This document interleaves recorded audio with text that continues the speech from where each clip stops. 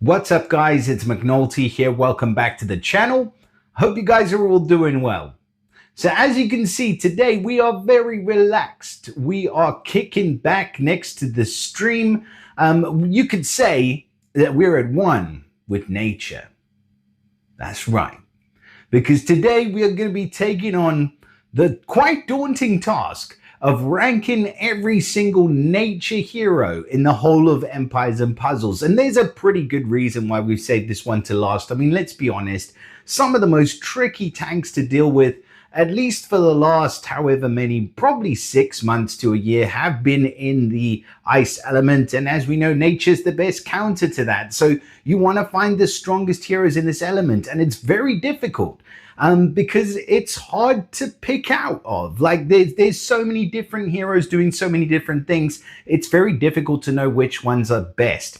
But I've put my head together with a couple of other bods, and in particular, my boy Claythor. I need to give you a massive shout out right now. You worked on me on the previous list. You worked with me on this list, so I really thank you for that. And these are some people who have a wealth of experience in Empires and Puzzles, playing at the top levels and in the meta. So obviously I do trust him quite a lot. Specifically Claythor that I mentioned before, he's helped me out a lot on this video, or this video series in general. He does have his own YouTube channel, so if you haven't checked it out, I'll put a link to it in the description below. Absolutely great channel. Definitely go and subscribe to him if you're not already. Yeah, what I was going to say is, like, I trust him a lot because these heroes these are the people who are using these heroes right at the top of the meta. Claythor plays in Gypsy Danger, which is usually like the top place War Alliance. So yeah, that's the kind of background that we've got. I do have my trusty Raven's Cave app to hand, as I normally do for these videos, just to kind of keep me on track and make sure that we're going through the list correctly as we do, and to obviously give me a little bit of information around the heroes if I get stuck, which is more than likely to happen, by the way, because we've got over 100, I think it's like 130 heroes to get through. And today we are going to be a bit brutal. So I'm not going to spend any time on heroes that don't deserve it. Power creep is literally running at 1,000,000 miles an hour at the moment. So we need to make sure that we're being specific about which heroes that we're putting onto this list. So if I miss one of your favorite heroes or one of the heroes that you're leveling up, I do apologize, but I'm just trying to focus on picking out the top 20 heroes in the nature element. So without any further ado, let's freaking get going. Let's jump into it. Let's bring up the list right here up on the screen. And we will be starting off with my boy Amos, or Amos. I don't even know how you're supposed to pronounce his name, but the bearded dude with the fiery eyes from season 4. He is a beast of a hero with the costume, so he's definitely worth leveling if you do have the costume for him. Of course, if you don't have the costume, it's probably worth waiting around until the costume becomes available at the outfitters, because obviously that is now a thing. He deals 410% damage to all enemies, which is huge. But the main thing about him is that he gives that reflect. It's 160% of the damage that he gets. He reflects back to the attacker if they're of the fire element, and any fire element special skills. So heroes like Bernadette, who's an absolute annoyance, he's a fantastic counter for her. Heroes like Ceres, who's just wrecking everybody in the fire element, pop Amos in against her. Doesn't matter if he's slow. Once he fires off, she's screwed completely. So yeah, he's a fantastic hero. I'll give him an S if you have the costume and stats are still relevant. Next to him, Alberic. He's a good reviver. He does give a moderate amount of mana. And I think in the costume version, he doesn't actually give the moderate amount of mana when he revives. He gives increased mana generation. He's not one of my favorite revivers. I'm going to say sort of a B+ at best for Alberic, even with the costume. Archie, even with the costume, I wouldn't touch him. Not going to go into detail on that dude, but just I wouldn't. I don't think he's relevant at all. Arco. I was having a conversation with somebody about Arco the other day and how he can still be quite a relevant hero, even despite the advances in the meta and his reduced stats. So he does something unique, which is he replaces all fiends with gargoyle minions. Fiends aren't really a big part of the meta at the moment. I think the mega fiends are more coming in now. So he's not really quite as useful as he used to be. But him summoning the minion, which inherits 30% HP and boosts allies' health by 75 HP for each minion owned, he makes him a very unique hero and quite difficult to deal with. So I'll still give Arco a solid B plus, even with his more dated stats. Next to him, now we're talking Armand the Man Mon Charmin. He's just such a weird looking dude. But I really underestimated him at first when he came out, but he's actually a brute of a hero. Massive damage to all enemies. That bodyguard minion that he summons, it feels like it's got 1,000,000 HP, to be honest. But the reason it feels that way is because of what the minion does, where the minion hits and puts the target to sleep, and the sleeping target takes increased damage, but they can't be woken by a minion. He just does everything in the right order. He hits first, and then the minion hits, and then you're sleeping, and you can't get... Whenever I take Loki against a team with Armand, I always end up copying Armand. Like, I don't know if people, do that who have Armand, but I don't have him. So obviously I end up copying him because I kind of want him secretly, or not, as it might be the case. But yeah, he's a great hero, absolute S tier monster. Athos and Atomos on the next line, I wouldn't go near with a barge pole. Atomos more so. Athos, you may be able to get away in some niche areas, but to be honest, even as a new player coming into this game, obviously, it'd be kind of difficult for me to justify leveling a hero that's really quite outdated. So yeah, I wouldn't go near Athos either. Atwood next to them, absolute monster. Really, really good with the priority dispel and obviously damage to the target nearby, plus the insanity. He's one of the more controlled heroes out of the investigators and cultists, and I think he, for me, is an S tier hero. Next to him, we have Augustus. He had his day in the sun. He is no longer. Absolute not, don't touch him. Balbar, even worse. Do not touch him. He was the first hero with sleep and the worst. Bertilla, again, like, she had her day. Like, she was a pretty good hitter at one point, but now I wouldn't. And there's a lot of heroes like that. Like, I'm just going to be honest with this list. It's not going to be a case of like, oh yeah, maybe in some cases or some scenarios. No, you're going to spend expensive mats that you can't really get anywhere else on a hero. Then you're going to want to know that that hero is at least value protected, for the next 6 to 9 months. And if you maxed out Bertilla and used, your last freaking tonic on her, I'd be pissed, because she's just not. None of the heroes that I'm saying are not are. Anyway, let's move on.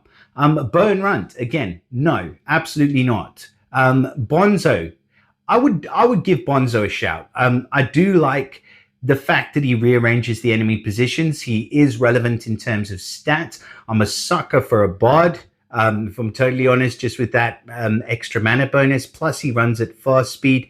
He doesn't do a lot of damage, but it is to all, so 250% to all. And the attack bypasses minions and defensive buffs, including counterattacks. So yeah, he's really cool. He's not quite as strong as some of the other bards, but he is awesome if you need somebody that can rearrange the enemy positions. And that can be such a game changer, being able to move the tank to another position. So yeah, I like him. I'll put him at the sort of bottom end of the S tier, maybe an A+, for Bonzo. Boom and Fang, next to him, second worst of the goblins, just very closely behind Kettle. Although Kettle still could be salvaged, I'm not sure Boom and Fang can.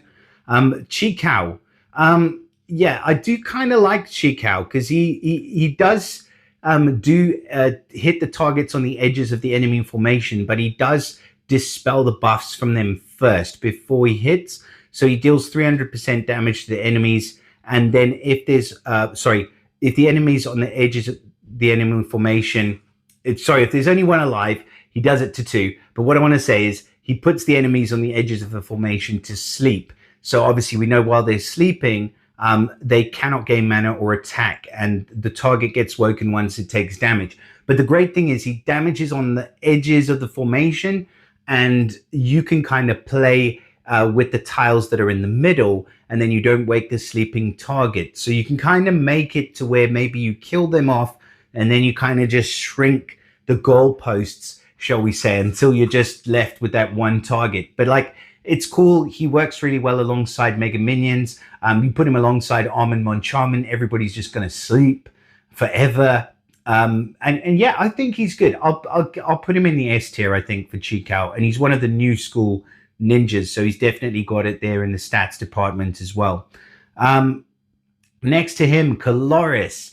I do think she's still relevant. I like the way that she boosts health and then she boosts health over time as well. So pretty good healer. As far as Heroes of the Month goes, she's probably right up there. As far as general healers are concerned, I can't give her anything more than a B+. So I do think she's worth leveling. I do think she's value protected. So I would give her a shout.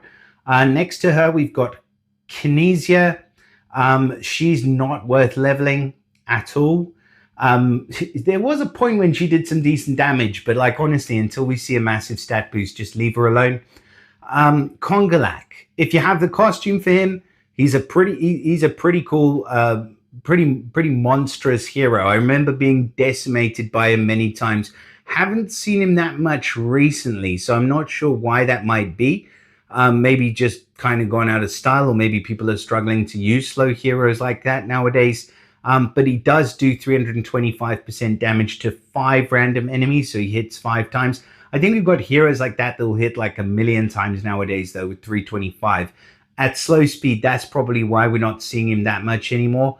And the stack he gives is a negative attack. So again, not quite as strong as I remember for Kongolak. So we'll have to give him a sort of B+, I think, which is kind of sad because he used to be an absolute monster. So yeah, B+ for Kongolak. Next to him, we've got Crom. He was recently featured in the Gem Summon Challenge, where we had all of the super elemental heroes. And I think he's a mental super elemental. Like, he's pretty damn good, is what I'm saying. He's a massive, massive health boost. And then he boosts the health by an additional 50 for each nature shield. Like, boosting by 1400 is just ridiculous straight away. And then he gives damage over time of different element or different ailments, depending on the elements of the enemies. It's a nightmare to deal with when he goes off. He protects his team really, really well. S tier hero for Crom all day long. And so we move on to list number 2. So we have Cristobal. I think Cristobal just recently received a costume, if I'm not mistaken. No, I don't think we've seen the costume for Cristobal, so I take that back. Yeah, no, until he gets a costume, maybe he becomes more relevant if he gets the magic passive with a reduction against minion health. But like, other than that, he's not that great. Daroga next to him, absolute monster of a hero. Kind of similar to our recently featured hero of the month, Florena, but 1,000,000 times better. Plus, he gives the attack stack up. He's just a monster of a hero, runs at fast speed, and that spreading bleed just does so much damage. He can pretty much rip through at least a third of a team, if not the majority of a team on his own, if you get that sweet spot with him. So yeah, he's an S tier hero. Next to him, we've got Desmond, another one recently featured. And with Desmond, so Desmond comparatively to Chikao that we just looked at, he hits the enemies on the edges of the enemy formation. And then he boosts the caster and nearby allies' health by 20% of the damage he does. And then he also silences those that he hits for 3 turns. So he is very similar to Chikao. You can't build up the charges. He runs at average speed and that's it. So you're going to have to deal with that. You can't get it at fast speed. So I don't know. I'm hard pressed to pick between the two because I like the fact you can fire Chikao off at, within 2 tiles and he puts the enemies to sleep. But with Desmond, the damage is higher. But with Chikao, the damage at the second charge is about the same, plus the sleep as well. Like, I'll probably give the slight edge to Chikao. And like I said, he was S tier or just about pushing into it. So Desmond's going to be there or thereabouts as well. Like, just about as, good as you can be to be in the S tier without being in the A+. Like, he's just right on the cusp. So yeah. And then next to him, we have the Halloween Butler. Absolute waste of space and time, so we won't. Eora and Fluffy again had her day, so absolutely don't level if you get her now. Econite, another one who also I kind of liked, and I did consider when featured in a Soul Exchange not that long ago. And I'll tell you why, because I think he does have a really useful skill. So just hear me out. Even though his stats may be a bit more dated, he does at first charge 200% damage, going up to all the way up to 360% to all enemies, which probably won't hit that hard. But he summons this Shinobi minion, which only has like a few percent HP and a few percent attack. But the Shinobi minion gives counter attack as long as the owner has the minions. Now, if you had somebody who can increase his minion health, like for example, like Ephira, but it's kind of a janky combination to put together. But I do like the counter attack on the minions. So I think, I don't know. I think for like general players, maybe playing around the middle of the meta, he could be in like an A+ hero. But I think if you are playing or trying to push your game further, he's not really going to be that useful for you for very long. So I don't know. I'll give him a B+. So yeah, enough said. Let's move on. Elnadaha, she does now have a costume, and with the costume, she's S tier all day long. Fantastic hero, fantastic skill. So yeah, Elnadaha does break into the S tier. Elkinen next to her, if you have the glass version, as is going to be the theme for a lot of these heroes with glass costumes, then S tier all day long. Even for Elkinen, I think the Toon you could probably get away with. He's still that good. Next one, Elradir. So yeah, just with Elkinen, just to mention in case you're considering as to whether you should level him, he hits like a freaking truck. I mean, 410% damage to the target and minor to nearby might not sound like a lot, but with the stats this guy has on him, it's crazy. And the glass costume gets even more. And then he heals himself per percentage of the damage dealt. So he's just that much more survivable. He might be a little bit boring, but you know, boring is not always bad if it works. If it works, it works. And then, yeah, extra damage against ice. Plus he gets the Toon passives and the glass passives and everything else. So great hero. Elradir, absolute waste of space. Enigmo, one of the more rarest heroes in the entire universe, is an absolute pile of trash. Do not level him. He looks cool. Keep him on the mantelpiece, but don't bother feeding him anything. Otherwise, he will turn into a gremlin and eat your children. He won't. Evelyn, yeah, absolute boss with the costume. If you don't have the costume, she's not quite so much of a boss. But yeah, she gives negative defense against nature for 4 turns, runs at fast speed, just a ridiculously good hero.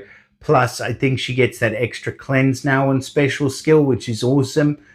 And yeah, it's the 2017 is the Sword After one, not 2018.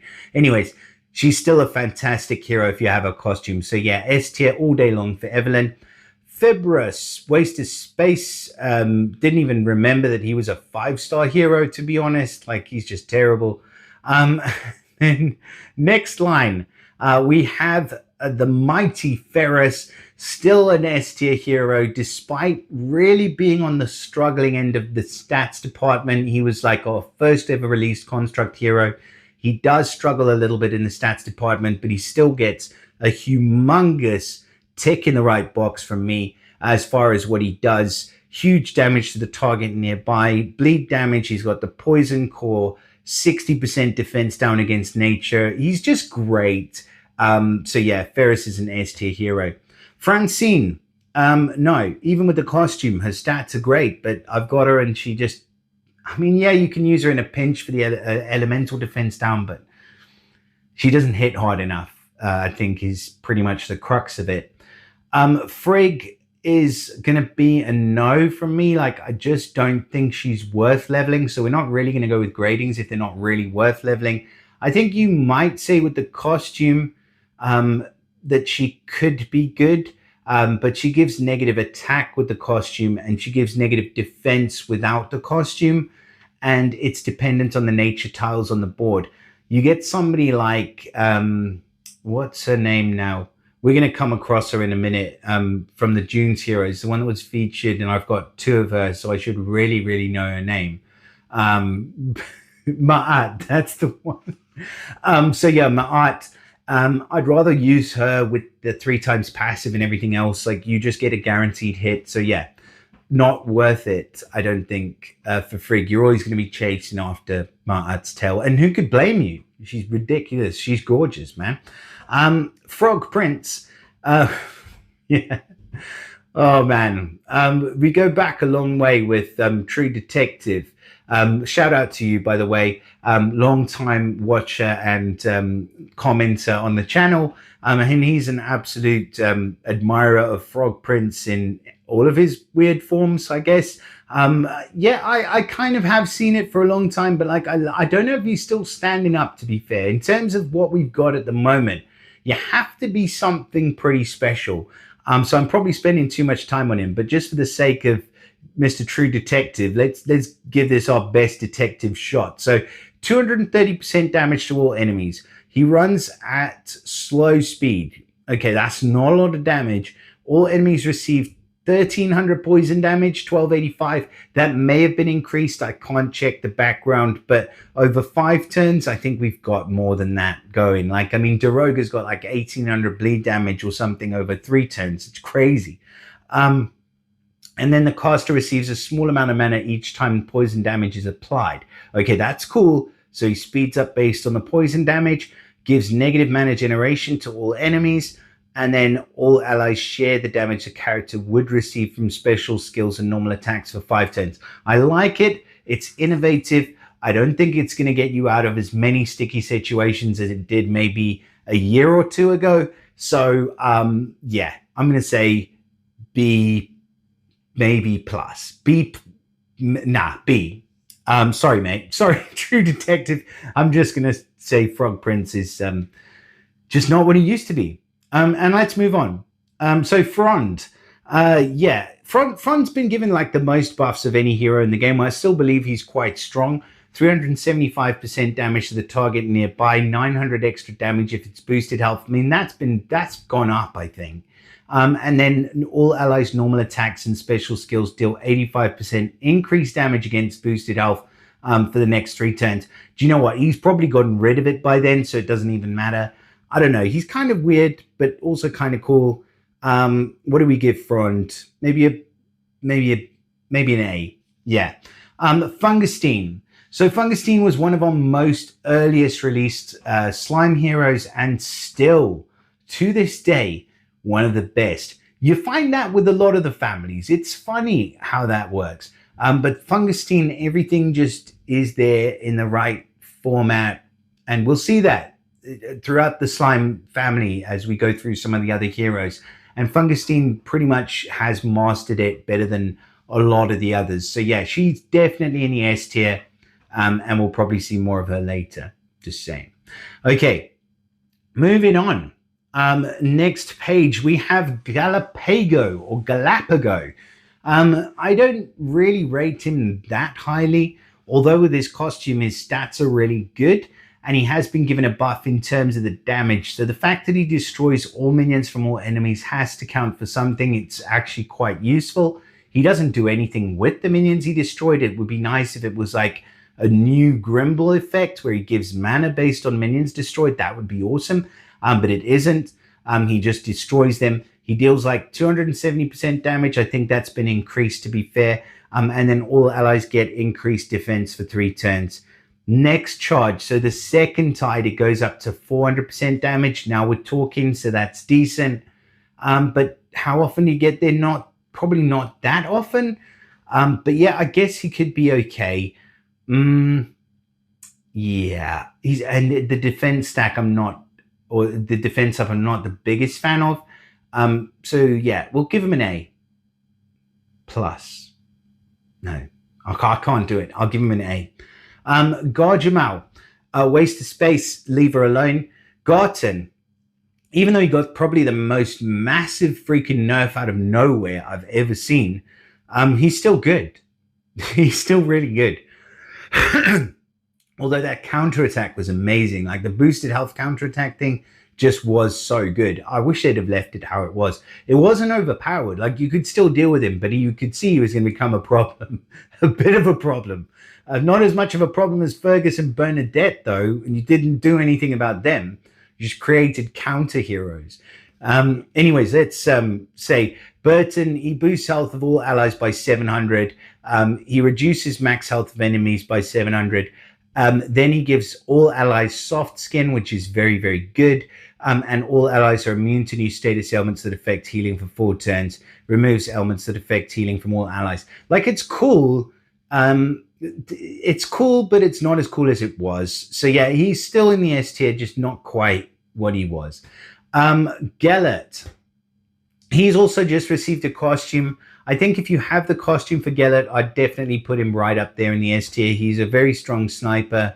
He steals mana from the target as well, which is awesome. And he deals more damage the less mana that the enemy has. So he's actually a really good sniper, and he gives all enemies, all allies increased mana generation as well, and steals mana from the target that he snipes. So yeah, good hero.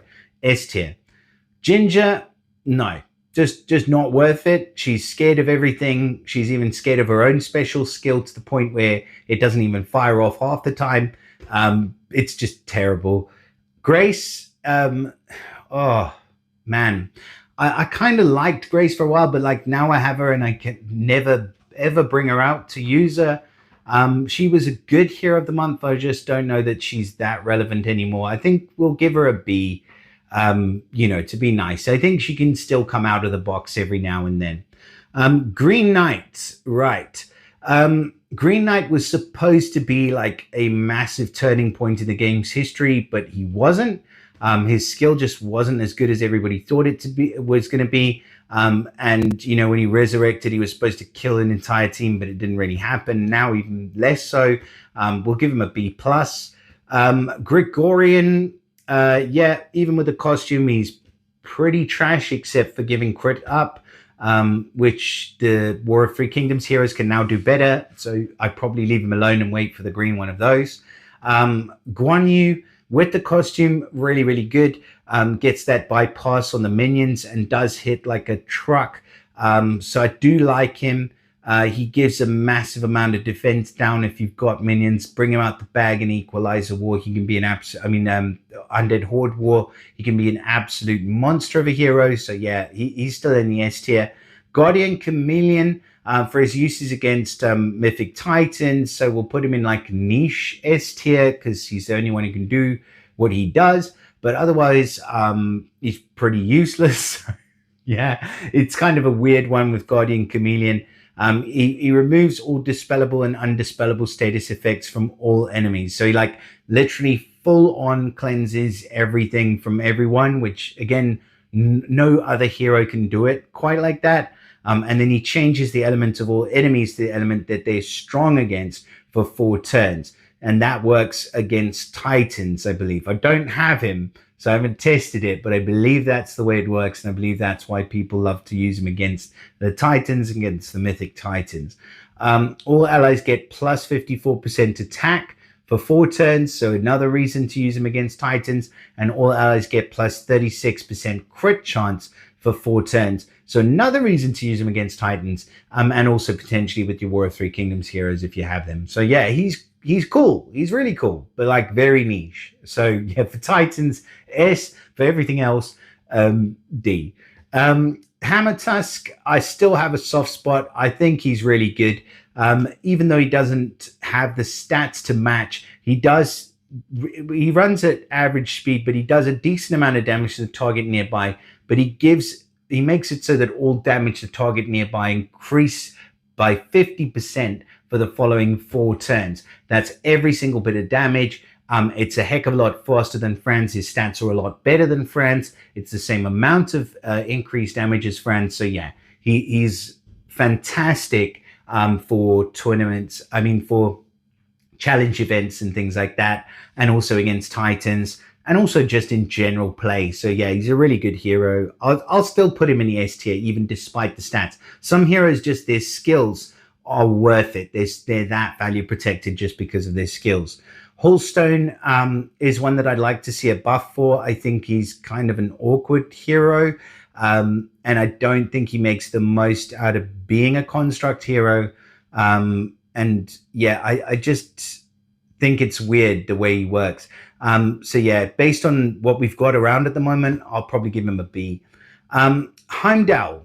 Okay, so next hero, Heimdall.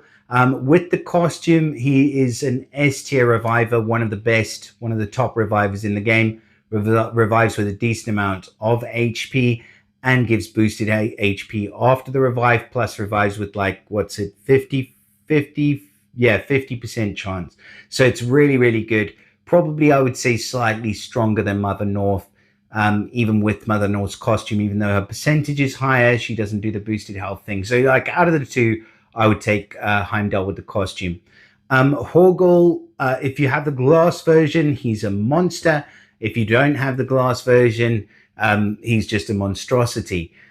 So yeah, it just depends on whether you have the glass or the toon. Otherwise, yeah.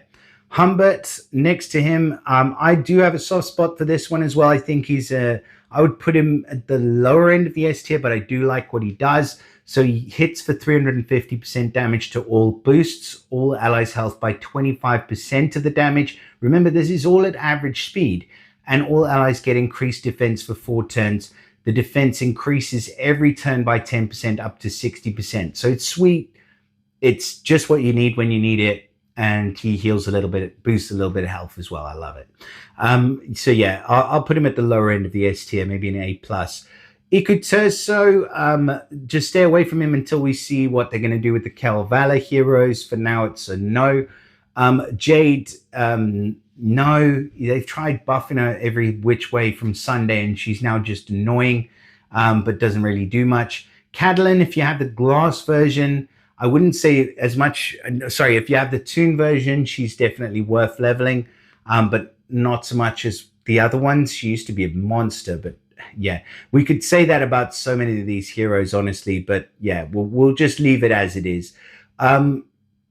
Kai, jury's out. He runs at very fast speed. He doesn't have the stats now, but he does summon that annoying fiend, which increases its damage every turn, which I like.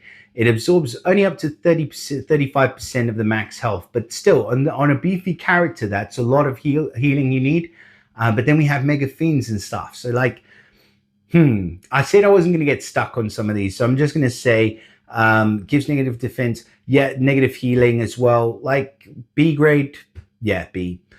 Kingston, again, he doesn't have the stats, so no. Collier hanging up his dirty drawers, absolute monster of a hero, S tier all day long for Mr. Dirty Drawers. Lady Locke is a no, stay away.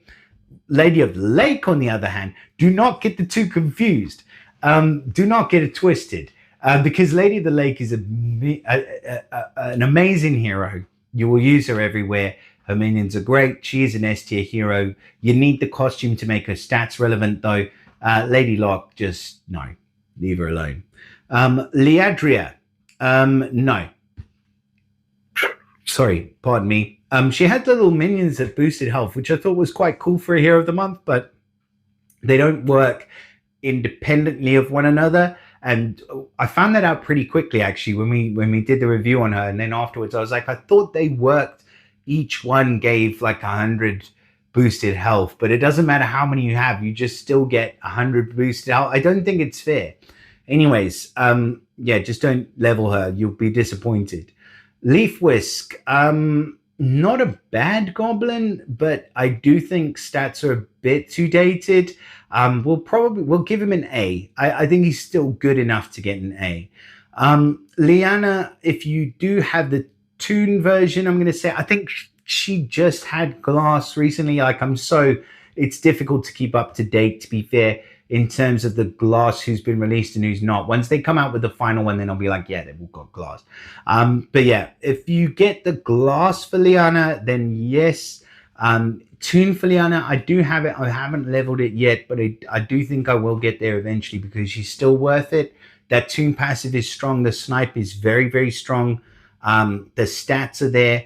It's like nearly 600% damage snipe. which is pretty huge. So yeah, if you have the tune or the glass, then yeah, she's S tier. She's worth leveling. Liu Bei, if you have the costume for him, he's definitely an S tier hero, worth it. Those counterattack minions are hell of annoying, and he hits pretty hard as well. Lughide is a waste of space. If you have the costume, he's even more of a waste of space. Ma'at, like I was just saying, I would take her over Frigg any day. Her stats are very relevant now. The fact that we got two of her at the one soul exchange is freaking awesome, because now I've got two of her, and when I level up the second, I'll put them together on a team and they'll wreak some havoc together. But she's not an S tier hero. She's an A+ hero. Margaret, no. Yeah, now the dodge thing, cool, like very fast speed, cool, but like stats wise, no. She doesn't have a costume, so hell no. If they don't have a costume, it's pretty much a no. Max, no. Mazoga, no. Weird hero, Mazoga. Not as weird as the other one, the yellow one. I can't even, Zinukwa, whatever it was, with the boobs and the dude and the chick Siamese together. Weird as just weirdest thing I've ever seen in life. Mena, now we're talking. So Mena next to Mazoga, the furry gargoyle that could hit his fluff volley. That thing is hell of an annoying. And does he give soft skin? I don't even know. Yeah, he gets the soft skin for 4 turns as well, which is such a good effect. Like I have pop hit, and I don't have a lot of the gargoyles, the furry ones. I wish I had the whole set, but like probably wish that for a lot of the heroes. But like I have pop hit and Uwe, and those two, their soft skin just helps to no end. Especially in battles like where you go up against the treasure quest, when they hit super hard, the soft skin takes the majority of that damage. And then if you have heroes that give the soft skin to the allies like Garten or like Poppet, it's that much cooler, because then your allies get it as well. So yeah, Mena's an S tier hero, just, long story short. Mistweaver, no. Stats wise are just not there. I remember him being quite strong, and he blocks healing, doesn't he? Let me just check. Let me just double check. 350 to the target nearby. The target nearby resist healing, and they receive 220 damage per each resisted heal for 3 turns. It's strong because healing is really needed. And yeah, he runs at fast speed. So I think I can see a niche like use for him there alongside some other people. If he got a nice stat boost, that'd be nice. But like, we'll give him an A. We'll give him an A+. I think that's an A+ skill, to be able to completely stop somebody from healing, and not just one, but the target and the nearby as well. I'm just double checking. Yeah, target and nearby. So that's sweet. Yeah, A+ for Mistweaver. Moonflower is a hell no. It's terrible. He's like the Kettle of the Astral Elves. Just a absolute trashy hero. Morgan Le Fay, also a no. Mother North, if you have the costume, I definitely level her just for some, rush war fun. And also I use her in one of my regular teams next to Nordica, and she actually does really, really well with the revive. Like just when you need it, she's there. So yeah, with the costume, I still think she's good. I'd probably say A+ though. Muktus. Muktus is one that I kind of overlooked initially when he came out, to be fair. He's dealing 260% damage to all enemies, which is not, like I thought, not that much, because he is at average speed. But then he summons the Slime Fiend, and the Slime Fiend only absorbs, I think, 10% of max health, which is not a lot. But it steals one of the target's dispellable buffs or growth effects, which can be really fun and really useful against heroes like too many to like Grimsteel, who gives massive growth, and obviously he's in that color, the right color as well. So you just steal his growth effect every single turn with your Fiend. Like, why would you not? And you steal it from everybody else as well. It's just fantastic, really understated. So yeah, I think a fun hero, so I'll give him an S. Mayoni had her day in the sun. I think Granny Ninja, as far as healers go, she's been overshadowed by so many others. She doesn't boost health by quite enough until you get to the later charges. And she does increase mana generation, but it's kind of more just relevance in terms of today's game. So yeah, I'll give her an A. I can't not, because she was so prevalent for so long, and I still think she's usable, just not as good.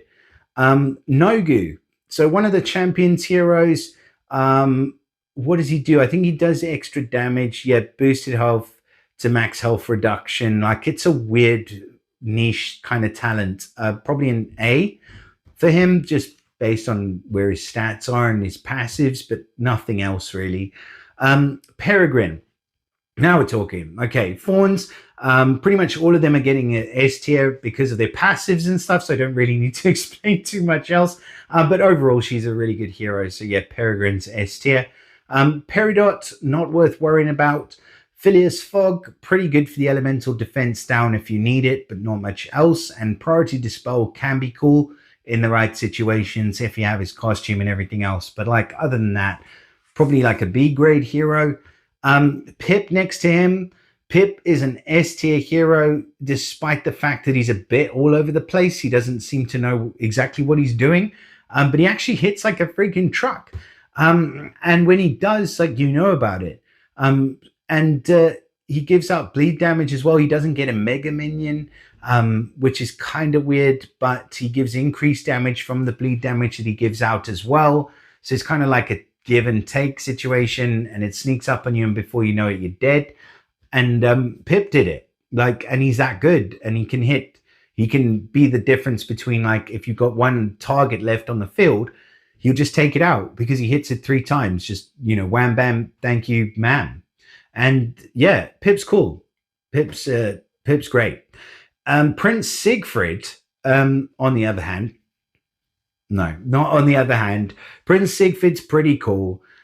He's kind of niche and kind of weird, but I do like his skill. So it says if the cast is defeated during the next 5 turns, it just starts off like that. Then they're resurrected in the beginning of their next turn with 30% health, and all allies recover 1100 HP, like just like that. All status elements are removed when the caster is defeated, and all allies except the caster dance the dance of the heron, where they get counterattack and reduced damage reduction, which is huge. And like in Rush Wars, he plays so well. I think I saw, I want to say Alex, do a pretty cool video about Siegfried, and he's one not to overlook. He's really, really cool. Probably has his niche in the Rush Wars, I would say, but he can sneak up on you. So yeah, I'll give him an S for Rush. Outside of Rush, probably like maybe an A+, just because he's kind of a fun hero, and I love fun, unique, and different ways to play specials. Koing Long, probably going to say a no, unless you need the minion passive. Is he very fast? Yeah, he is. 160% damage to all, steals the latest dispellable buff from all, and distributes them on allies. So yeah, I'm kind of liking that, very fast speed. And then increased attack per status effect buff. Yeah, it's cool. I'll give him a B+. Queen Anne, yeah. This is so hard. Do you know what? Like, I just want to like skim through the list and be like, no, no, no, no, no, no. Yes, yes, yes, yes. But to be honest, there's places where you feel like you can really, really get a lot of use out of these heroes. And like Queen Anne is a perfect example of that. Like, I would definitely use her in Rush. She's just good. She's got the taunt for 6 turns. She regenerates health over 6 turns. She gives increased defense to all allies for 6 turns, increased mana generation. I mean, she's crazy good. But outside of Rush, like, her stats just don't kind of match the battlefield at the moment. And that's what we're dealing with. It's a big problem. Like, I'm not going to lie, it's a massive problem. We are pushing, like, I'm pushing back on it in every freaking place that I possibly can, out here on YouTube, in the forums, you know, wherever I'm doing comments or like commentary or whatever it is. I'm talking to people, to the devs and stuff. I'm saying the power creeps needs to slow down. Like, we need to do something about it. But like, nobody's going to bloody listen. Like, we know that by now. It is a pretty big problem. There are ways around it. But if we don't stick to the rules. Like you put in place a rule where you say power's only going to creep up by like 1 or 2 every now and then you suddenly just whack it up by 50 points. It doesn't do anybody any favors. Anyway, we're here to review heroes, not talk freaking game semantics. We'll do that in a different video. Right, let's move on. Okay. Cornell. Right, with the costume, I still think she's beast mode. One of my favorite heroes that I got from the original Clash of Knights, and I still love her. I still have a soft spot for her, but with the costume, I do think she's S tier for sure. Ratatoska, with the costume, potentially, he is like a health regenerator with the costume rather than a percentage healer. So if I had the costume, I'd probably still use the regular version of him, but actually a pretty good healer, and then increases attack for the shields on the board. So really good against Titans as well. So you can use him in both scenarios, which I like. So yeah, I'll give him an A+. Relius next to him, probably one of the better revivers in the game. 40% chance to recover. 40% chance to revive with 30% HP. It's huge, absolutely massive amount of HP. Runs at average speed, and he heals 30% for all as well. It's great. Like honestly, Relius is probably one of the best revivers out there. He puts up a ward as well, which protects from incoming damage. He's got to be an S tier hero, 100%. Ryan Glow next to him, pretty disappointing hero. I wouldn't. It's a weird mechanic. It doesn't really work. He's a bit soft despite his seemingly hard exterior. I'll give him a B-. Right. Probably like unfair to just give him a horrible grade, but yeah, he is pretty horrible. We'll stick with what we said. Right, who's next? Who's next in the firing line then? Roz is next. That's the answer. Roz was one of our first, I think, if not our first super elemental. I seem to remember, like, still a decent amount of damage, like 530% damage is a lot. Her stats are dated, but you can get a pretty good snipe out of her. And then if there's 6 or more nature shields, she deals damage to the target nearby. If there's 12 or more nature shields, she deals that 530 to all, which is huge. I mean, great. Like she's running at fast speed, and depending on the board, you can potentially get 530% damage to all at fast speed. So that's what makes her good. She's not good everywhere, and she's not good all the time because of the tile dependence. But she's still great. Like, I'll give her an A+. Sha Wu Jing. Oh man. Very, very boom boom. Yeah, my how the great have fallen. Like, he was really, really good for a long time and does a massive hit to the target, heals all allies for 40% of the damage he deals, which is a big heal based on a big hit for a big boy. And then he gives the chance to dodge special skills for 4 turns to everybody, 45%. Only problem is, then they bring out a bunch of heroes that never miss. And then Mr. Fetty Boom Boom, who was, the shit, is now dog shit. Not dog shit. Like, he's still pretty okay, but you get my drift. He's just nowhere near as good as he used to be. And yeah, I can't give him anything more than an A+, but I'd still level him. If I got him, I'd still level him. I'd still use him. And I still think he's a great hero, and was a very, very strong part of the meta for a lot of players who are playing in the meta at the moment, but just not quite making the cut. Right, Sylvaria, wasted time. Smart Tongue, actually a pretty underestimated hero. I will give Smart Tongue a solid A+. I do think her skill is very useful. Snowball, I'm going to say, let me just double check on Snowball. Yeah, so Snowball gives that fiend that gives increased damage, which I kind of like, because the increased damage is increased damage from all sources by 40%, and it lasts as long as the target has those barbed arrow fiends. So the effect can't be dispelled. So I kind of like Snowball. I think Snowball can actually be really, really good. I'll probably give Snowball an A+, and I think very few people have Snowball, to be fair.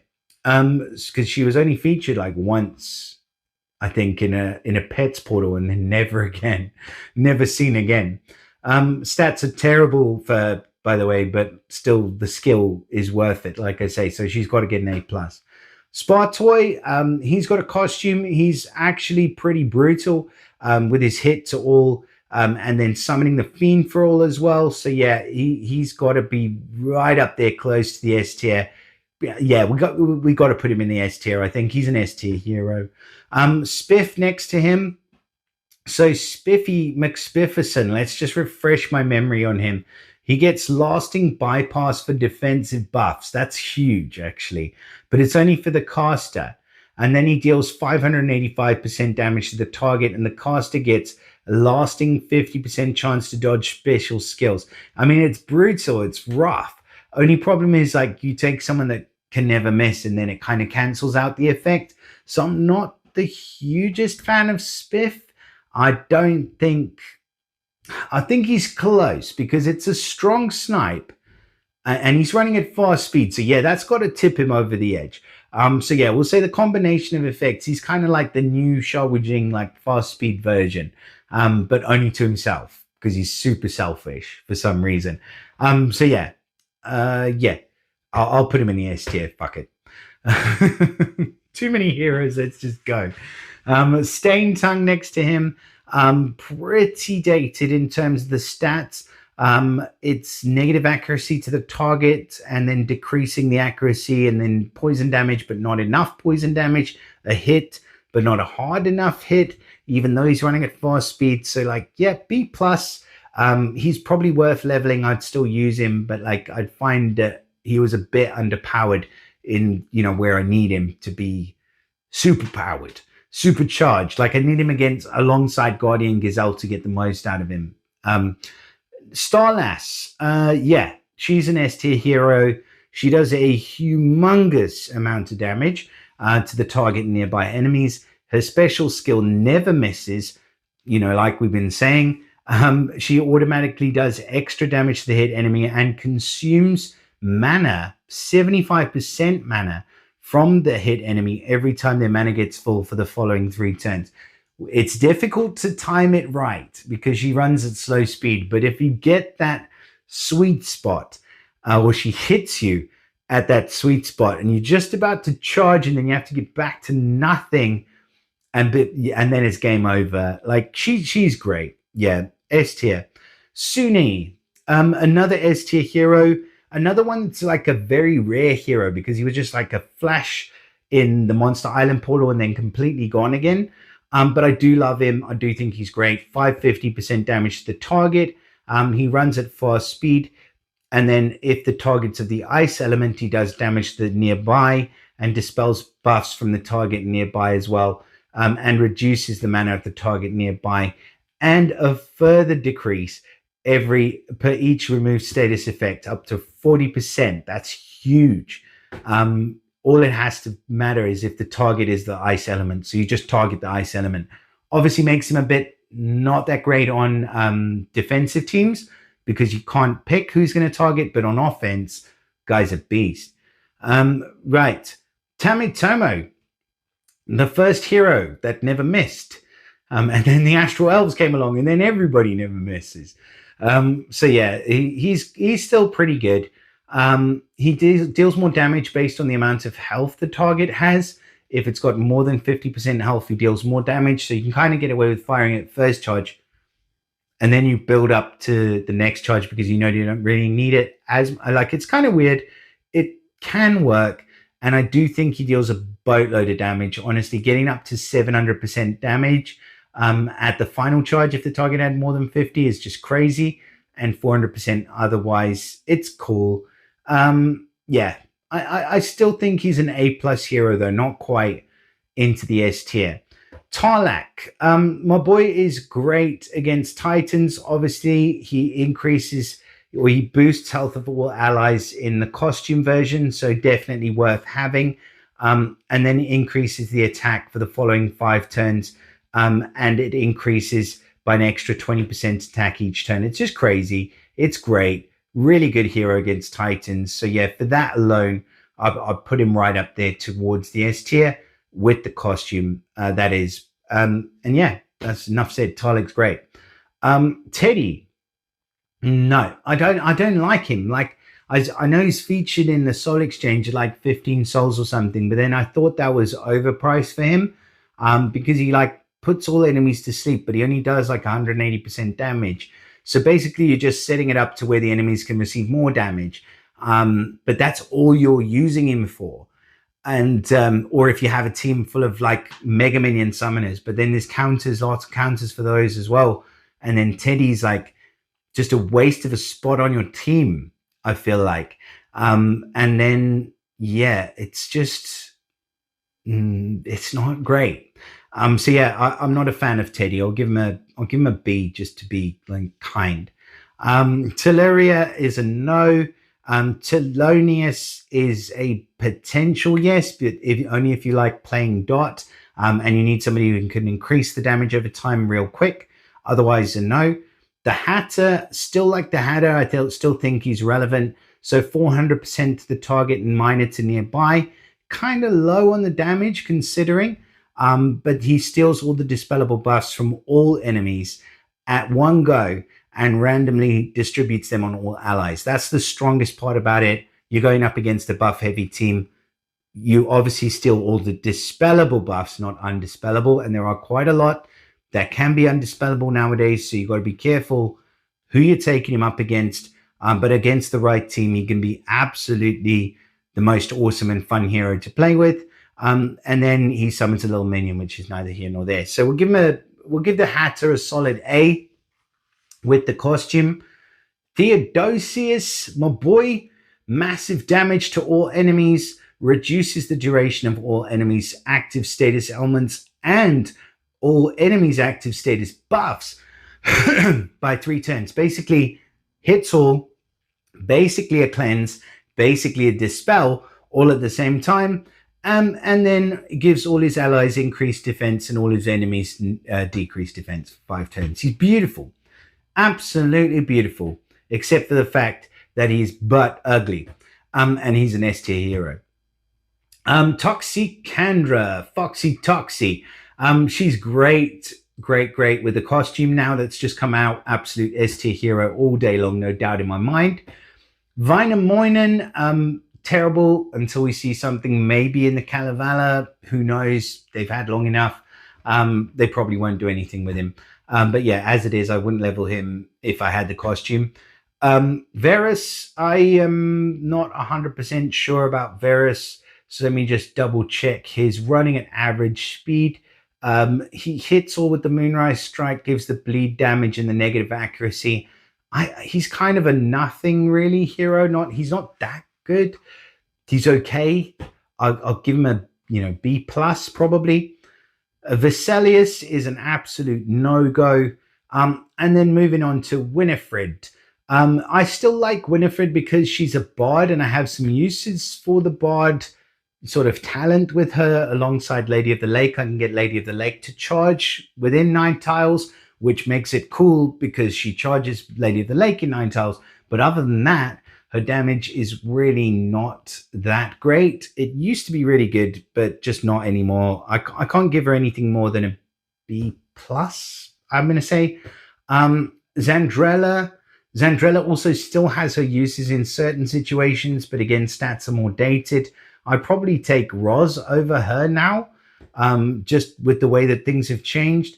But I do like her mana reduction, but it's only to the target and all ice enemies, so it's kind of limiting. Probably a B plus for her as well. Xiomara next to her, cool name, pretty cool hero as well. Again, kind of has her niche situations where she is extremely good with what she does, but like those teams are getting harder and harder to find. So like I'll give her a B plus as well. No, I'll give her an A. Xiomara's got to get an A. So yeah, we'll give her an A. Yunan, no, I'm going to say even with the costume, he's pretty much a waste of space. Zavinia. Zavinia is a cool, weird hero that I often underestimate. And when I copy her, it always goes horribly wrong for me. But yeah, she's good, actually. 450% damage to the target. And then an additional 180% damage to as many random enemies as there are nature tiles on the board, up to a maximum of 12 hits. and then the damage obviously reduced on each consecutive hit, but it doesn't matter because it's not about that. All the hit targets get 10 insanity every time they're hit. And then I think she gives herself, I can't see from this. This is really frustrating how much insanity she gives herself, but it feels like she gives herself like next to nothing. But then I end up with freaking a million insanity on me. And when I try and copy her, it doesn't work. But I've just realized I'm not focusing on the amount of nature tiles on the board. So obviously that's what's happening. But I think it's cool. I think she's actually a really cool hero. And she does a lot of damage as well with that snipe. And the fact that she's running at fast speed just makes it that much better to where you don't need as many nature tiles to charge. So you can just keep dishing out insanity to your evil heart's content. And black. Yeah, anyways, that's, yeah. I like her, put it that way. Zelene, yeah, with the costume, I think she's really cool. Fast speed, dispel to all. Can't remember. No, she's the 2018 family as well. But yeah, not a lot of damage coming out of her, but I do like the fast speed dispel. I don't know, like with the costume, maybe like a B plus. And then Zok is an absolute no. And Zuni, what does he do? 300% damage to the target, fast speed, then 275 to all other enemies if it's ice. So it's okay. Negative attack and negative defense as well.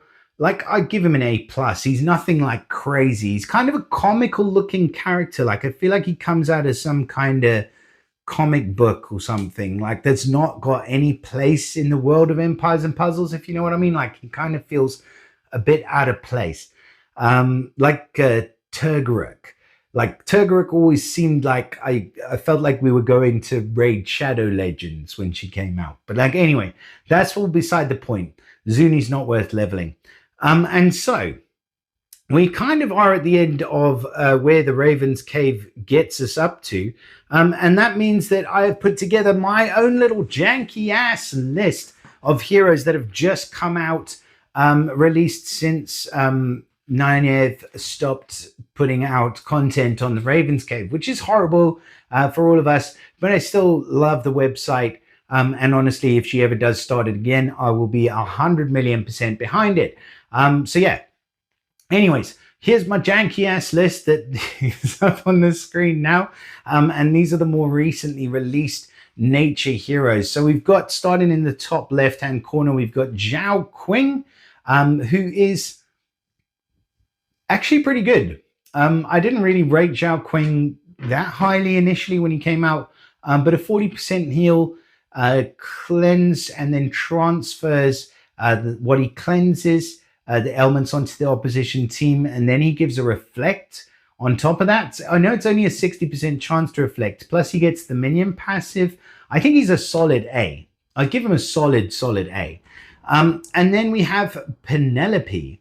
So she's probably a weird one of my less favored of the Insanity bunch, despite the fact that she hits 440% damage to all with stats that are, you know, just freaking beautiful, and heals 35% of the damage.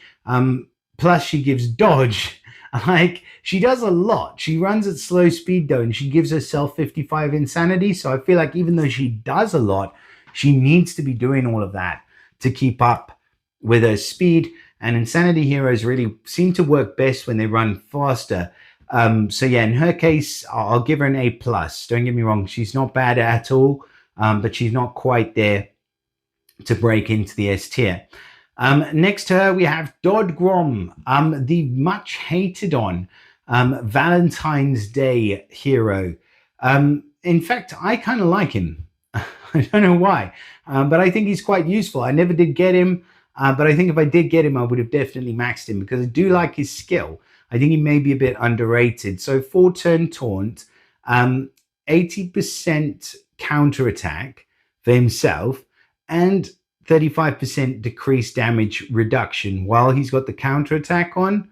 Like, I think just for that is probably an A plus hero in my book. Like, you don't need more than that. Like, taunt hero with counterattack and damage reduction at the same time, it's good. Anyways, that's his main function. But then he also resists special skill blocking. Like, I think people want so much more from heroes nowadays. I can find a lot of places where I think he would be pretty useful. So yeah, I give him an A+. Um, Foxley is next on our list. Solid hero, hit 3, gives a lasting bleed of 250, which is cool, and the paralysis, which is also cool. Yeah, he's just about S tier.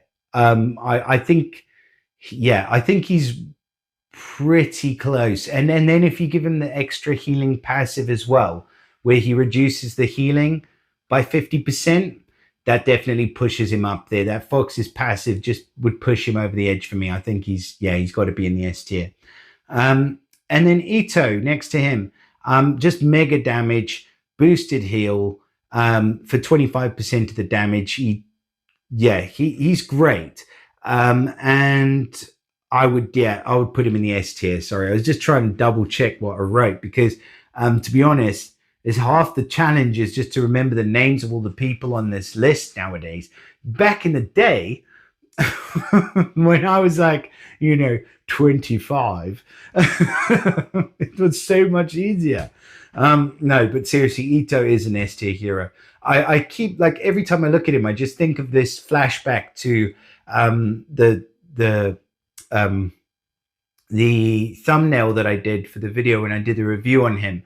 And it always makes me think he's terrible because I used the thumbnail to point out that we were having too many ninja towers, and I put like another shitty ninja tower and like a picture of a poo next to the Tower of London or whatever the fuck. But just as a joke. And anyways, keeps making me think he's shit, but he's actually not.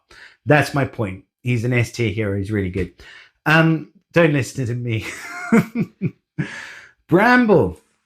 Bramble's an S tier hero all day long. Enough said. Honestly, we will see him again shortly, I'm sure. Eggtheow, Mr. Egghead. He's a monster. He's slow, but he's deadly, like a mini Fergus, with damage, mana reduction, resistance. Like, he's got pretty much everything. Just a jack of all trades hero. So yeah, S tier for him. Archibald with his manky stew. Hit all elemental defense down. Lovely mega minion he gets as well with the sword guard. Unless you're facing astral dwarves, in which case they don't care about minions and mega minions anymore.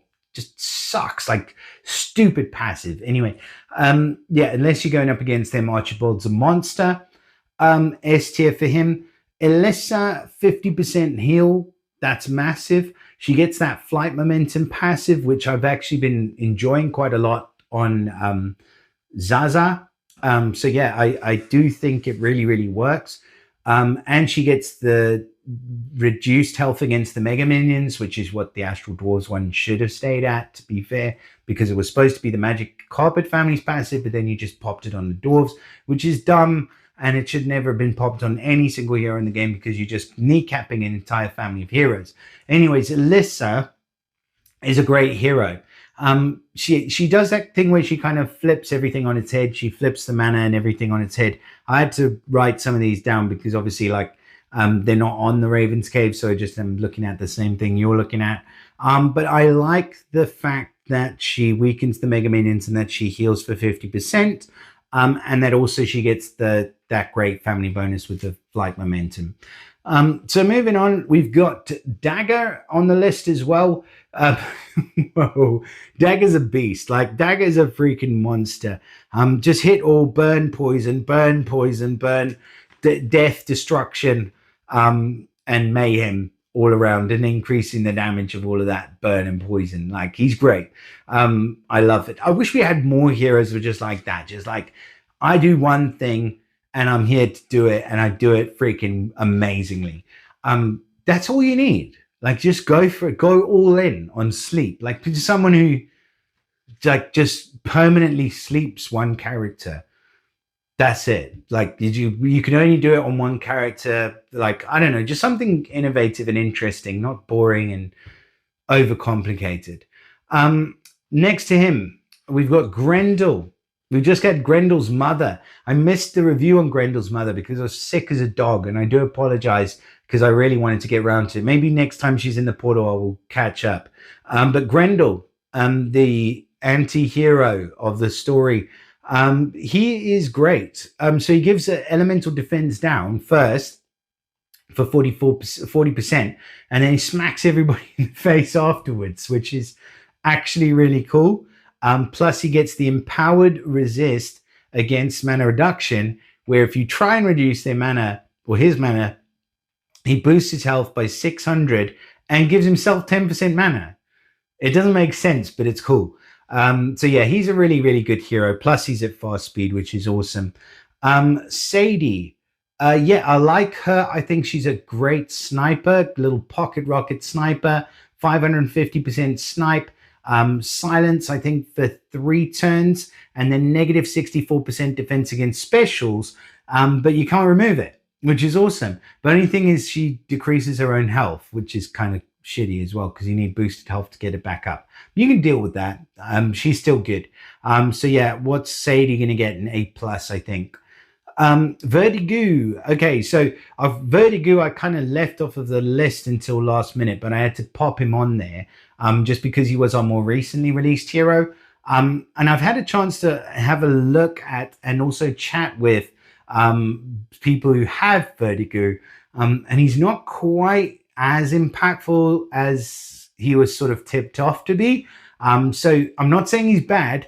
I still think he's really, really good. The only problem with him is that he does 380% damage to the target nearby. He runs at fast speed, but he gives the sticky surface for 3 turns. Now the sticky surface needs to be hit to steal the growth effect or the buff. And 3 turns is really not very long for that effect to take place. So it kind of doesn't really work that well. And when you take that away, it's just a hit 3 for 380%, which is cool, but it's really not that great. And his passives don't kind of make up for it. So yeah, it's a kind of weird one to say. But yeah, I don't think Vertigo's going to get any more than an A+. Gurion. So Gurion is next on this list. So he's slow, but he hits like a monster. And he does some monster things as well. 480% damage to all. And the defense down is like a rage, like a bulwark effect, where it gets an extra 5% per hit for the following 5 turns on the defense down.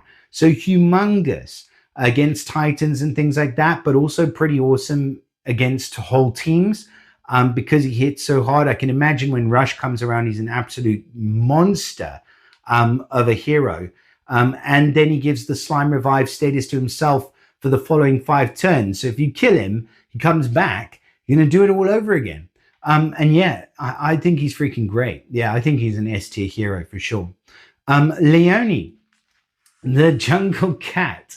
One of the very few jungle cats, in fact. Like, I think we've only had the 2 of them. I think we are going to be seeing another one. No, we had the blue one, didn't we? Did we have? Yeah, I think we had the blue one. He's awesome, actually. Fast speed one. But Leone, they had to do a bit of work on her, and I'm not sure that they're quite there yet. But I don't want them to do it anymore because they are freaking overcomplicating her to no end. So I wrote down a bit about Leone. So it's 250% clawing damage, which nobody even knows what the heck clawing damage is, which they had to redo, which can now affect, so it affects those with defensive buffs or minions or mega minions and can hit them for up to 400%. But if they don't have minions or mega minions or defensive buffs, then it hits for 250%. Okay, that's strange. Now, if then it gives defense down to mega minions or minions, but not to the defensive buffs. There's no defense down to them. So it's a kind of weird mechanic. Like, it must have had a lot of code to write into that thing because it just is strange. And then she gets the 9 lives, which she can revive 9 times, which is cool. But when you kill everybody off, you just focus on her and just put up with the stupidness of having her revive 9 times, and you're fine. But then this surge bleed damage thing, where you get the bleed damage, which can go up to like something ridiculous, like 3,000 bleed damage. And it just doesn't feel like it's really doing that much. And like it can be cleansed. I just don't understand. Like she's doing, do you know what? She is an S tier hero, but she's the weirdest, most overcomplicated S tier hero that I've ever seen in my life. And I would max her in a heartbeat, don't get me wrong. But I just don't kind of like her because she's overcomplicated. Anyways, who else do we have? So last couple on this list. So we have Mistia. So hero of the month. She's got pretty cool passive, cool passives. Nice counter for Bernadette with the reflect against red or fire heroes, but she kind of needs some damage or she needs some healing. Without it, I think she's just kind of a B grade hero. She's got the stats, so I'll put her at B grade because she would be worth leveling. And then Florena, our most recent hero of the month. She is actually a pretty cool hero of the month. She's fast. She does the spreading poison damage, which go up to 1287, I believe, with limit breaks and emblems, as far as I can see. That's quite a lot. Over 3 turns, I think it is. But the target can't cleanse either, so it's actually really cool. She does a nice little 435% snipe as well. And yeah, for a hero of the month, yeah, B plus all day long. But there are sort of areas where she lacks and falls behind some of the better heroes, like Daroga, for example, that just does it so much better with the attack stack and a higher bleed damage at fast speed. Although she's at fast speed as well, but like it's like he hits harder as well. Even though stats are behind, he still hits harder. So yeah, I can't give her anything more than a B plus, but still pretty good. And yeah, that brings us to the end of our list of all of the heroes in the nature element in Empires and Puzzles. And now we are going to start counting down the top 20. So if you give me 1 second, I will take a breather, have a sip of coffee or something stronger, and I will be right back. I'll see you in a minute. Right, we are back, and in keeping with the nature theme, but a little bit more violent, because we are into the top 20. So we're going to start off counting down the top 20, and coming in at number 20 is Muctus, believe it or not. So I said I underestimated this guy initially, and I really, really did. Like, I think he's probably one of the best slimes out there, just for his skill. So he does a decent amount of damage to all, like 260. Yeah, it's not that much, but it's okay. But then the Fiend is the main thing, because the Fiend that he summons absorbs healing, and it only absorbs 10% of its target's max health. But it steals one of its target's dispellable buffs or growth effects and gives it to a random character on the opposite team. So the Fiend's stealing from every single character, obviously, because he's putting out Fiends on all of the other enemies, it's stealing the growth effect and it's just giving it to you. And that can be really strong, because I don't think there's any other character that's able to do that. And just for the uniqueness of that effect alone, I really think that that puts him aside or head and shoulders above a lot of the other slime heroes. And that's why he makes our number 20 spot. A pretty simple, pretty straightforward hero, but very, very unique skill and super fun to play with, because if they don't have the ability to take that back, you just keep on stealing it. And instead of just destroying it like you would with the Garrison Guard, at least you're putting it to good use. Right, moving on. Number 19. Okay, so coming in number 19 is my man Theodosius.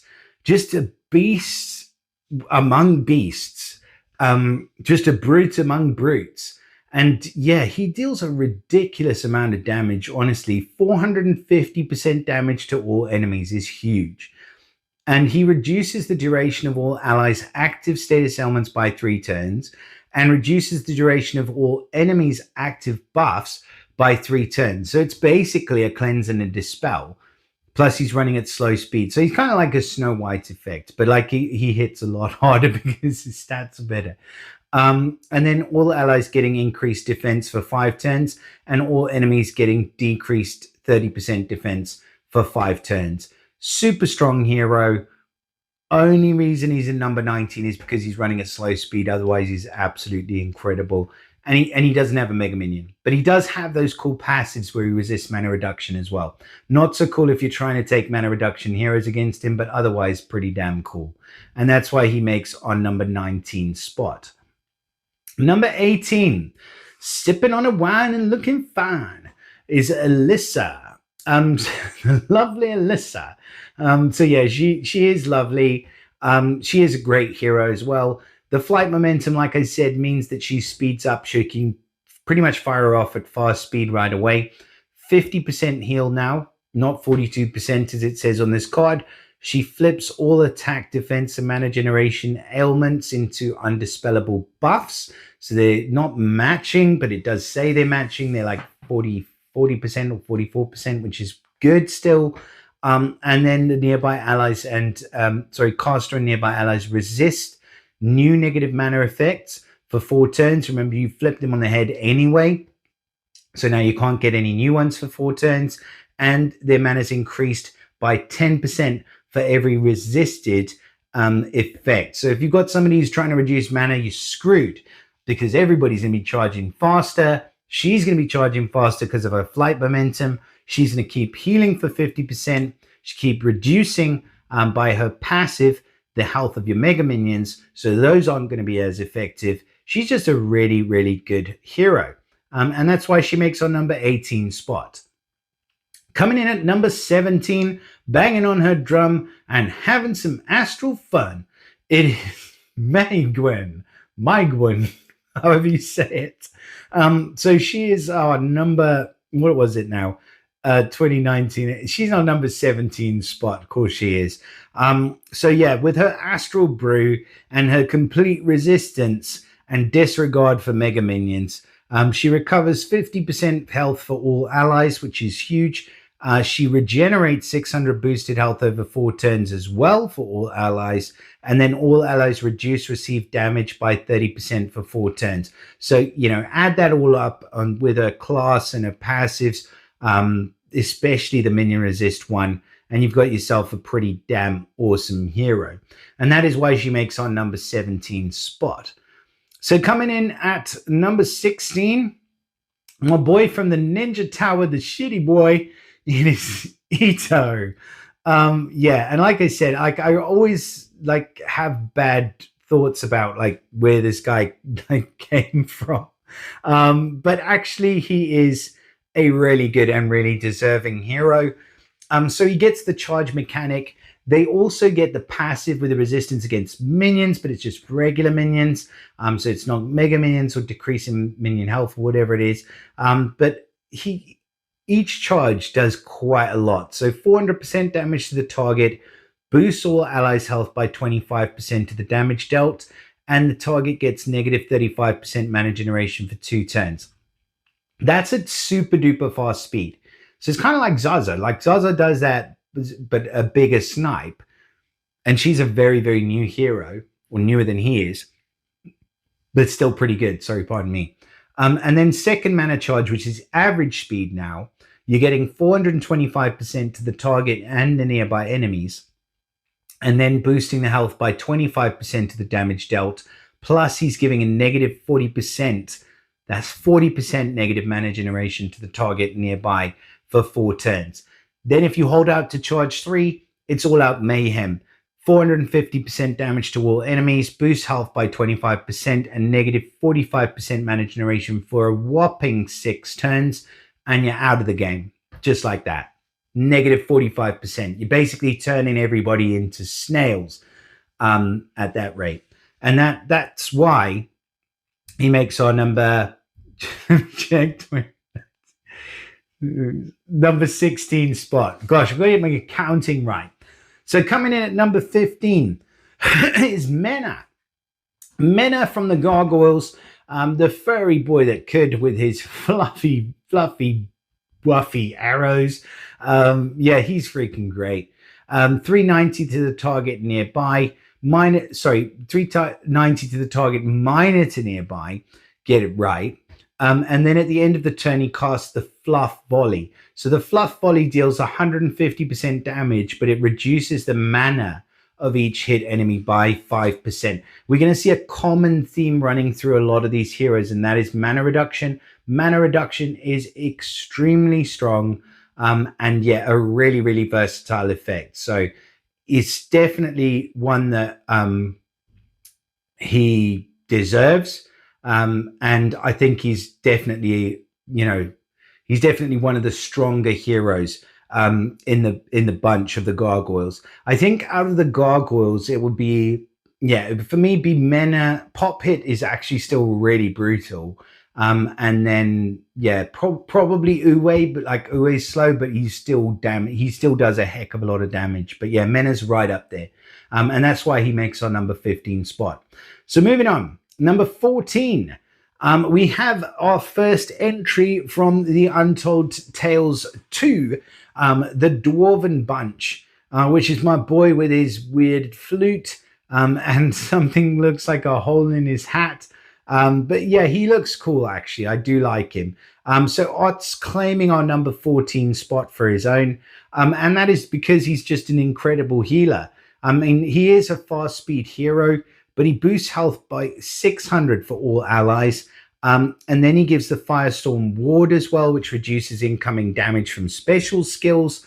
And then all allies get immunity to buff, dispels, and reallocations. So not only is he giving them the ward, he's giving them immunity to having that ward removed. It's just nasty, but it's the right kind of nasty.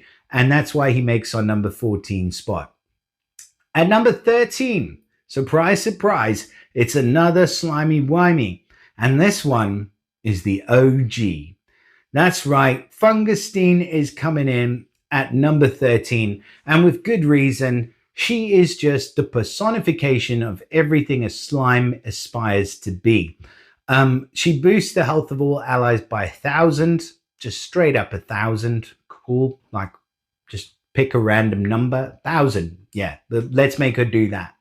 And then all allies get the sticky surface for 4 turns. This is what I was talking about with the other one that's just been released. So 4 turns, sticky surface seals a dispellable buff or growth effect from the character that deals damage through normal attacks or special skills. So again, they have to receive damage for the sticky surface to activate.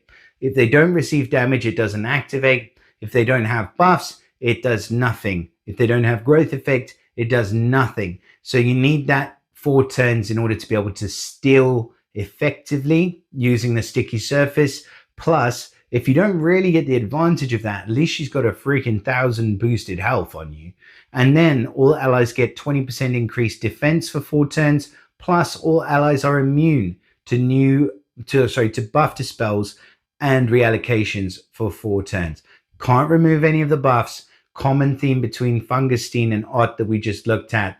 Fungustine probably just does it slightly better, I think. And that's why she makes our number 13 spot. Right, so I do need to double check on the maths and calculations now. So 2019, 18, 17, 16, 15, 14, 13. And moving on into number 12, we have Mr. Belle of the Opera, Armand Moncharmin. He makes sure everybody gets in the gates on time, and he makes sure that he puts everybody else to sleep who doesn't make it. So yeah, he's freaking great. Armand Moncharmin, average speed, 300% damage to all enemies, which is pretty huge. And then the bodyguard mega minion comes in and does its thing. 50% HP and 250 attack, which is a good amount actually of HP and attack. And then the target that gets hit by the bodyguard mega minion falls asleep and receives increased damage while sleeping. It's just a beautiful, simple special. But the fact that the minion's putting everybody to sleep means that you just don't know who's next. and he can keep doing his thing, and the rest of the team can keep doing their thing, and he keeps everybody surviving for longer, and he keeps chopping you down until before you know it, you're dead, and there's no coming back. And that's why he makes our number 12 spot. Number 11 goes to the cultist that could. No, not the cultist. It's kind of worked, but it doesn't actually, because he's the investigator. So it's Mr. Atwood. Right. Mr. Atwood. He is, like I said, one of the better Insanity family heroes, and one that actually works. He's got a priority dispel from the target nearby. He deals 380% damage to the target nearby and inflicts 45 insanity on them. Straight up. Nearly 50% insanity on the target nearby is great. Dispelling the buffs ahead of time is great. And then giving him a nice little whack in the face for 380% damage as well is awesome. Only downside, he inflicts 55 insanity on himself. Yeah, but most of them do that.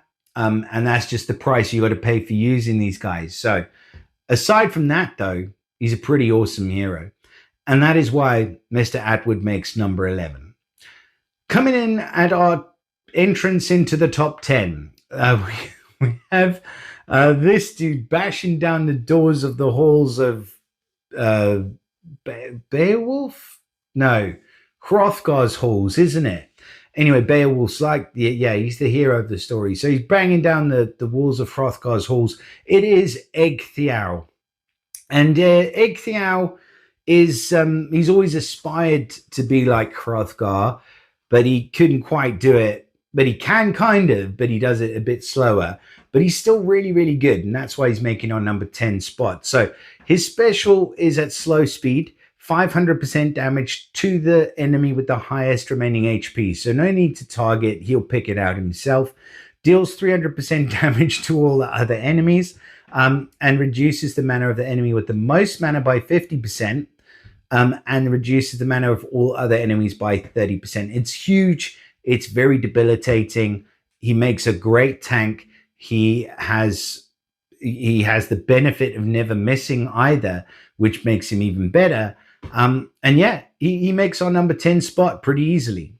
So number 9 goes to the garrison guard that kind of could, thinks that he can. It's the sometimes okay in the head Pip. Yeah.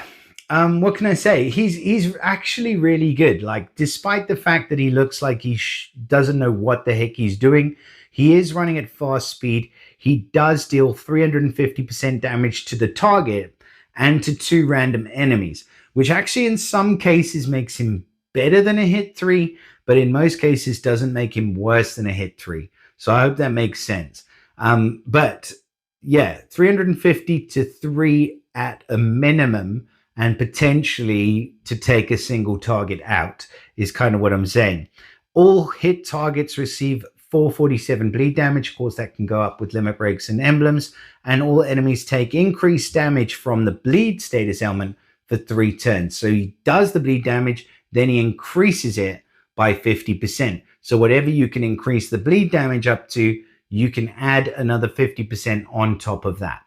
Just a cool, weird, kind of quirky hero, but actually does a heck of a lot and runs at fast speed while doing it. Plus resists mana generation, plus removes wither effects as well as part of his passive. What more do you bloody want? That's why he makes our number 9 spot. Right, moving on. Another one of the garrison guard, surprise, surprise. And this one's a little bit more ugly than Mr. Pip, and also a little bit more effective. It is, of course, the stew-munching Archibald. So Archibald, again, he gets those awesome passives in the Garrison Guard family bonus, and he deals 300% damage to all enemies, and damage bypasses the target's minions, and then all the enemies get negative 40% defense down against nature for 4 turns. So it makes him kind of useful against titans and things like that as well. Then he gets that beautiful Sword Guard Mega Minion with 300% attack and 35% HP. And of course, that does the bleed damage, which spreads to the nearby enemies as well. Yeah, he's a beauty. He's an absolute ugly beauty. And that's why he makes our number 8 spot. So coming in at number 7, is our beloved fawn, not Bramble. No, he's further up. Number 7 is Peregrine. So yeah, Peregrine are one of our first released fawns, I believe. I think it was just her and Rarity, still one of my favorites.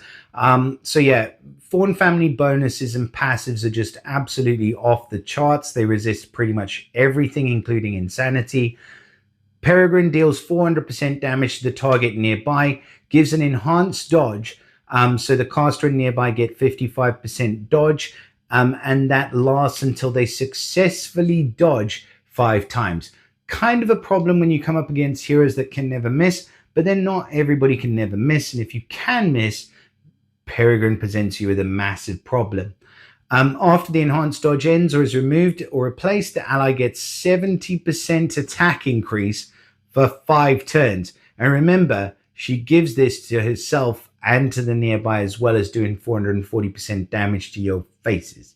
So yeah, Peregrine's a monster, and that is why she makes our number 7 spot. Coming in at number 6 is another one that wrecked and raided the halls of King Hrothgar, and that is his arch nemesis, whom I believe he chopped the head off of. That is, of course, Grendel. So Grendel, yeah, he's great. He's freaking great. Nothing more you can really, well, there is a lot more, but we'll expand on that. He's fast speed, first of all. He never misses. He gets the increased empowered resistance against mana reductions, which gives him a ridiculous amount of boosted health and 10% mana every time he resists a mana reduction, which Hrothgar doesn't get, by the way, which I'm quite mad about. And then the target nearby enemies get negative 40% defense against nature for 3 turns first. Then he hits for 320% damage to the target nearby.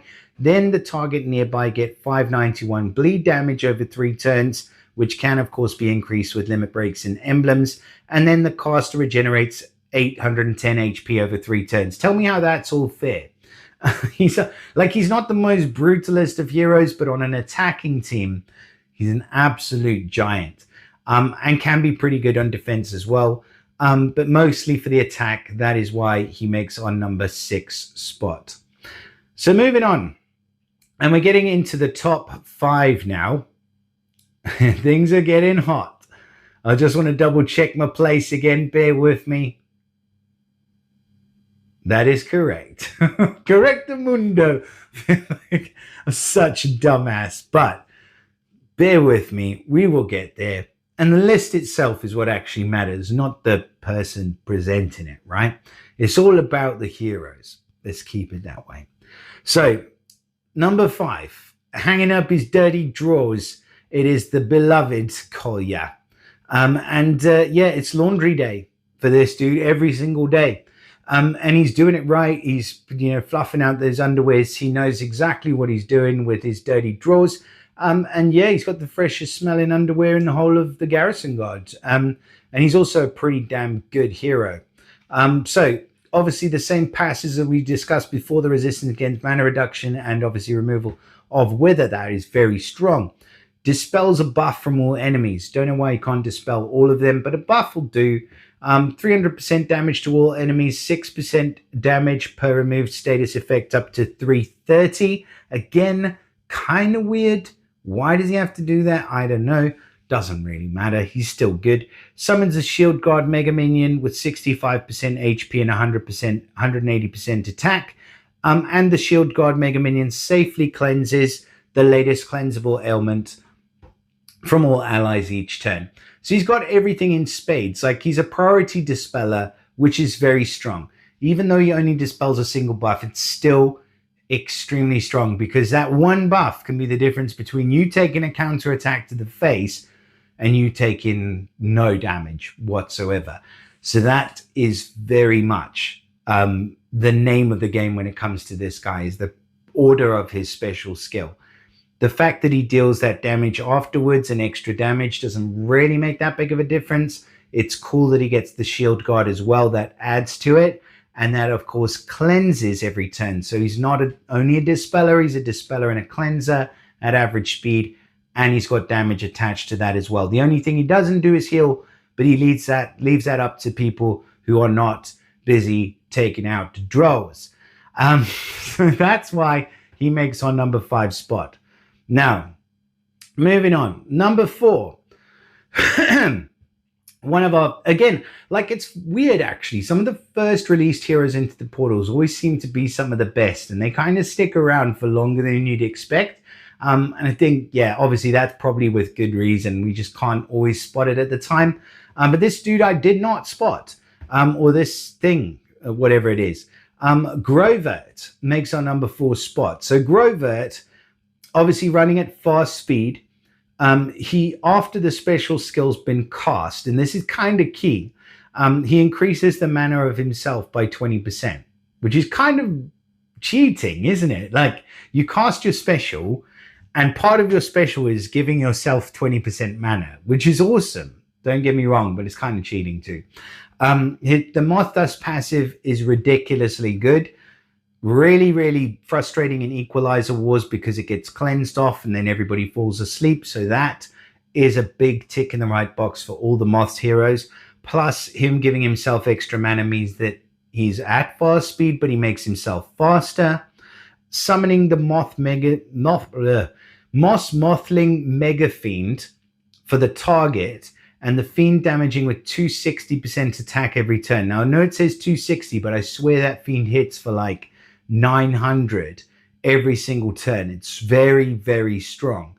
And then absorbs healing up to 70% of the max health, which is huge. And this guy's running at fast speed and then even faster, putting these crazy fiends on you that damage you for so much every turn, and then they're impossible to remove.